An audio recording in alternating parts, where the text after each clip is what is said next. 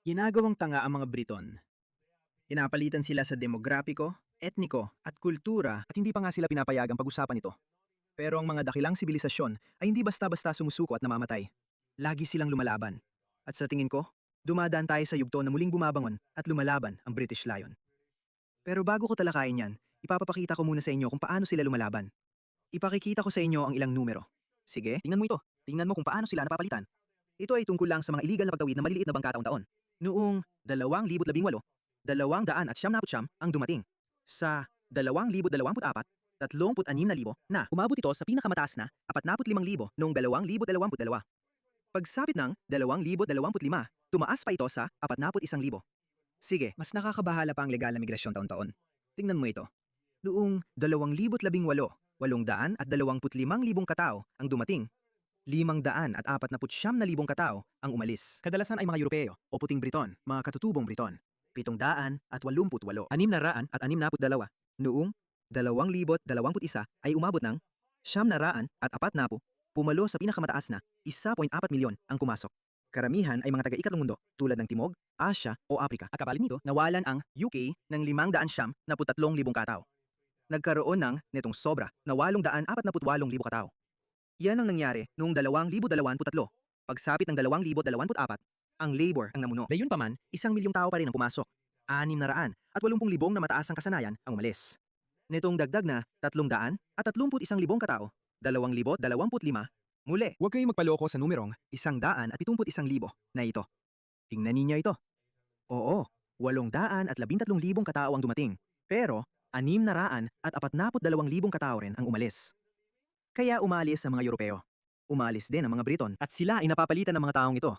Hindi na nakapagtataka kung ganito na ang itsura ng UK. Ito ang London pare, tingnan mo ito. Ito ang London. Pati mga dayuhan na may malalakas na accent ay nagrereklamo tungkol sa kalagayan ng London o ng UK. Tingnan mo ito. Nasaan na ang mga Briton? Nasaan na ang mga Europeo? Ang Brexit ay lumabas na mas malala pa kaysa sa nilayon. Pero sige, paano nga ba tumutugon ang establishmento ng Britanya dito? Tingnan mo ang bagong punong ministro ng Britanya, Andy Burnham, na sinabi kong magpapamukhang isa sa mga mabubuting punong ministro, si Keir Starmer. Hi, Prime Minister. May plano ka ba tungkol sa imigrasyon o wala pa? May ideya ka ba kung paano natin mapipigilan ang pagdating ng mga bangka?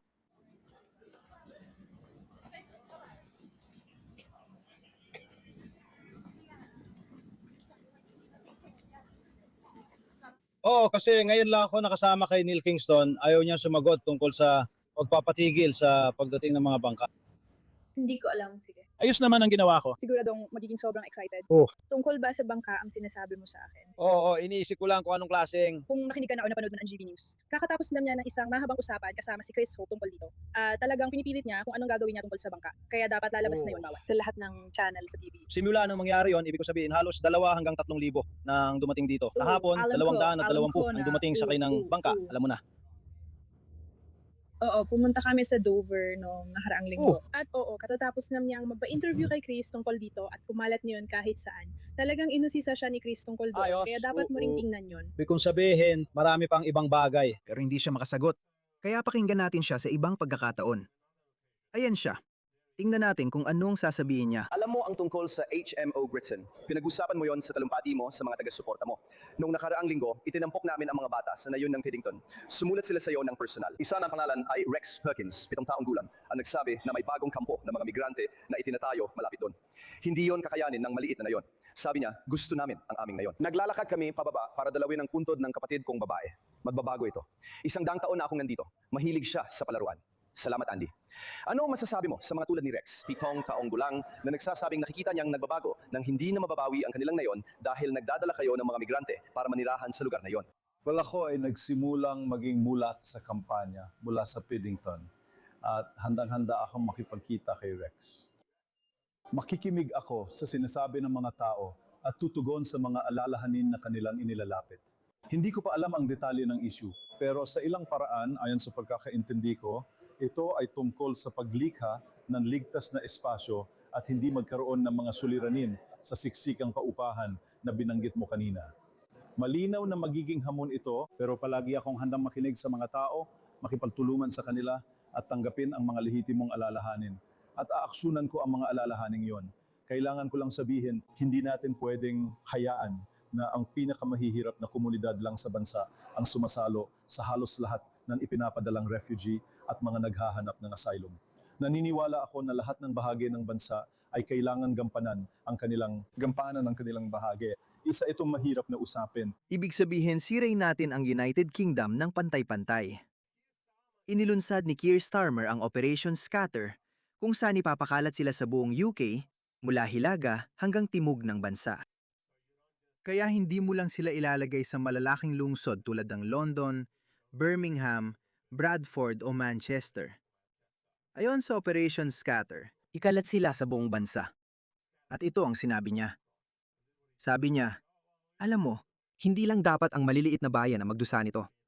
Lahat tayo, sirain na lang natin ang United Kingdom ng pantay-pantay. At upang magtrabaho, upang gampanan nila ang kanilang bahagi. Isa itong mahirap na issue. Pinagtatrabahuhan namin ito. Naiintindihan namin ang mga alalahanin ng mga tao. At titingnan ko ang mga isyung binanggit ng mabubuting tao ng Pilton. Andy Burnham, salamat. Talagang nakakahiya.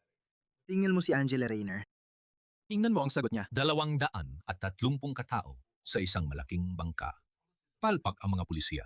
Angela Rayner. Nakakakilabot at kasuklam-suklam ang nangyayari at ang Home Secretary ay gumawa na ng mga hakbang para supuin ang mga maliliit na bangka at ang mga Pero hindi kriminal na gumagana, grupo Angela na Rayner, nagdadala hindi ba? ng mga tao Kapag dito. makakakita ako ng mga litrato na ganyan. Kung ayaw pigilan ng mga Pranses ang isang bangka na mas malaki pa sa double-decker na bus, bakit natin sila binibigyan ng 1 bilyong libra? Well, nire-negosasyon muli ng Home Secretary ang kasunduan na nakabatoy sa resulta ang bayad sa mga Pranses at nakikita natin ang mga resulta. Nakikita natin na bumababa ang bilang ng mga tumatuwid gamit ang maliliit na bangka. Pinakamababa na ito simula noong 2020 sa tingin ko, kaya nakikita natin ang mga resulta. Pero lubos akong sumasang-ayon. Nakakakilabot na iniisip ng mga kriminal na ito na makakalusot sila at inilalagay nila sa panganib ang buhay ng mga tao. Pero sa punto ko, bakit hindi padagdagan ng mga Pranses ang kanilang ginagawa, Angela Rayner? Hindi nila pwedeng hindi makita ang isang sasakyang dagat. Tama ka. Huwag na nating tawaging dinghy ito. Nakakatawa na tawagin itong dinghy. Hindi nila pwedeng hindi makita ang isang sasakyang dagat o barko na ganito kalaki. Bakit hindi pa sila gumagawa ng mas marami? Pero tama ka talaga. Anumang sasakyang dagat o dingi o kahit anong gusto mong itawag dito na naglalagay sa panganib sa buhay ng mga tao at may kinalaman sa kriminalidad ay kailangang supuin.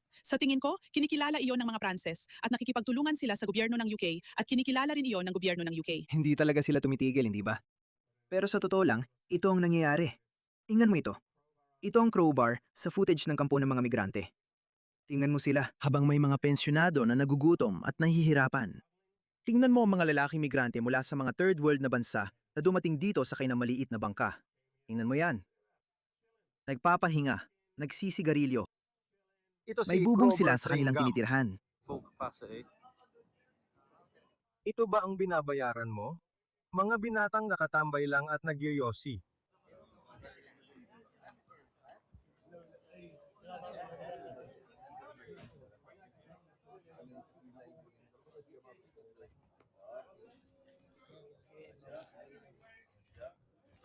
Kailan ka uwi?